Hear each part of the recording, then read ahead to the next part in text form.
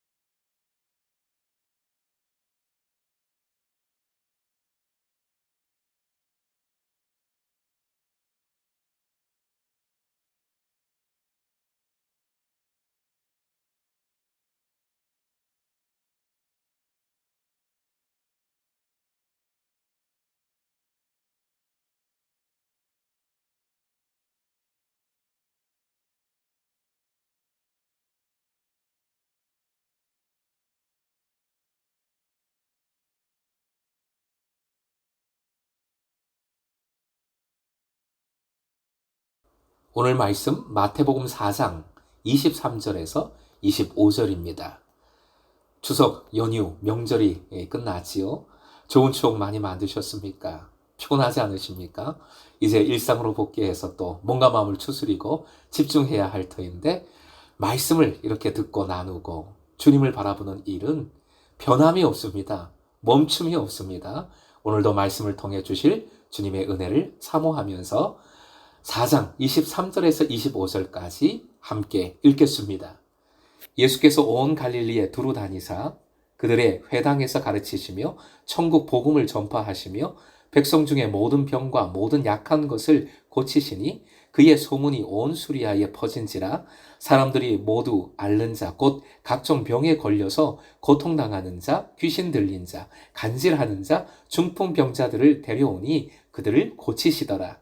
갈릴리와 데가볼리와 예루살렘과 유다와 요단강 건너편에서 수많은 무리가 따르니라. 오늘의 기도 제목, 주님 안에서 말씀으로 서로 가르치고 전파하며 치유하는 공동체 되게 하소서. 주님 안에서 말씀으로 서로 가르치고 전파하며 치유하는 공동체 되게 하소서. 예수님은 온 갈릴리에 두루 다니사 가르치고 전파하고 고치셨습니다. 예수께서는 세례 요한처럼 한 곳에 머물면서 무리들이 오기를 기다리지 않으셨습니다. 제자들을 찾아가신 것처럼 모든 사람들을 찾아다니십니다. 주님의 공생애는 쉼이 없이 순회하는 전도자의 삶과도 같습니다. 온 갈릴리를 두루 다니시는 주님의 모습에서 초대교회의 순회 선교사들을 연상하게 됩니다. 주님께서 돌아다닌 목적은 세 가지입니다. 가르치고 전파하고 치유하는 것이지요. 이것이 신앙 공동체, 교회의 목적으로 그대로 이어졌습니다. 이어져야 합니다. 교회는 말씀을 가르치고 전파하고 치유해야 하는 것이지요. 무엇보다 이 세 사역은 바로 소그룹의 현장에서 더 친밀하게, 더 면밀하게, 더 삶과 연결하여 생생하게 살아있게 이루어질 수 있습니다. 예수님 사역의 첫 대상은 이스라엘 백성입니다. 24절까지의 말씀을 통해 예수께서 모든 질병을 다 고치신 것은 이사야 선지자를 통하여 예언된 말씀의 성취이며 예수께서 전적으로 모든 백성을 사랑하셨음을 보여줍니다. 예수님의 시대는 약속의 성취, 곧 구원의 시대인 것입니다. 24절의 지명 수리아는 갈릴리 북부 지역으로서 주로 이방인들이 살고 있었지요. 이스라엘 사람들뿐만 아니라 이방인들 중에서도 각종 질병에 시달리는 사람들이 예수께로 나오는 것이었고 예수님은 그들을 모두 고쳐주셨습니다. 예수님은 그의 도움을 필요로 하는 사람들에게 모든 도움을 주신 것이지요. 여기서도 예수님의 사역이 단지 이스라엘로 국한된 것은 아님이 잘 드러나고 있습니다. 25절 말씀 사역과 치유 사역 그리고 그에 관한 소문으로 인해서 갈릴리와 유대를 넘어서 이방인들의 지역에 이르는 매우 광범위한 지역으로부터 수많은 무리가 수많은 사람들이 예수께 나오게 되었습니다. 예수님의 사역이 이스라엘 백성에게서 시작되었지만 그 한계를 넘어서서 이방인들에게 모든 사람에게로 확장되고 있음을 잘 보여줍니다. 따르니라. 오늘 본문 맨 끝에 따르니라 라는 표현이 나옵니다. 본문 앞 22절에서 야고보와 요한이 예수님을 따르는 것을 말할 때 사용한 것과 똑같은 단어 아쿨루데오라는 동사입니다. 이 단어는 주로 제자가 예수님을 스승을 따르는 것을 표현할 때 사용합니다. 제자들을 부르실 때에는 예수께서 먼저 다가가셨습니다. 본문에서는 예수님의 소문을 듣고 많은 사람들이 무리가 예수님께 다가왔습니다. 주님의 뜻이 아니라 자신의 필요, 자신의 뜻을 더 앞세울 수 있는 것이지요. 그런 점에서 제자와 무리는 분명히 구분이 됩니다. 하지만 무리는 언제든 제자로 다시 성장, 성숙할 수 있다는 점에서 제자로 부르심을 받을 수 있다는 점에서 잠재적인 가능성을 가지고 있는 사람들이지요. 차이점이 있지만 가능성을 가지고 있다는 것, 그 점이 매우 중요합니다. 이 가능성을 붙들고 함께 모이고 사랑하고 섬기고 전하는 것이지요. 이 가능성이 복음 전파의 소망이 되는 것입니다. 사랑하는 금성의 제자 여러분, 주님은 사방으로 두루 다니십니다.